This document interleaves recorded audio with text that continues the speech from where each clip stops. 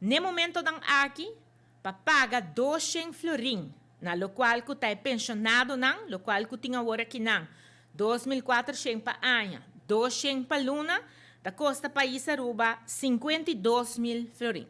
52 milhões florin. Então, para nós vai de aventura, de manipulação de Mike Eyman, ante ora nanang país sa aqui na 600 florin, eta vai costa país Aruba 156 milhões florin, que men quase 160 milhões florin, eta vai costa pa anha. Então, ano depois, 2026, ele custa 163 milhões.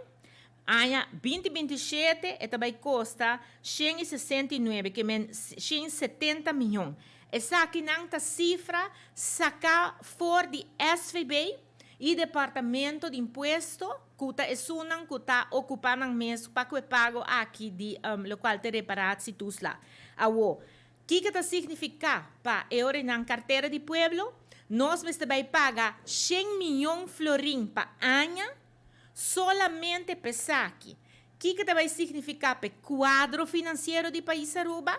Esse é o que é que 70 milhões, que no momento aqui nós temos de surplus, tem que vai para pagar essa aqui, plus nós temos que vai 100 milhões den lo qual que está road, nós temos que vai 100 milhões de déficit, quedando sem fazer nenhuma outra inversão, quedando sem pagar deve a trobe de país Aruba, que men volve a acumular nos deve orenan com minimal 100 milhões aqui não. Então, solamente é hora enanang para Mike por cumprir com promessa que se é tintino, essa que está donando algo que não por cumprir com ne mescos que ela hace que hora que ela visa que ela vai eliminar baby yo.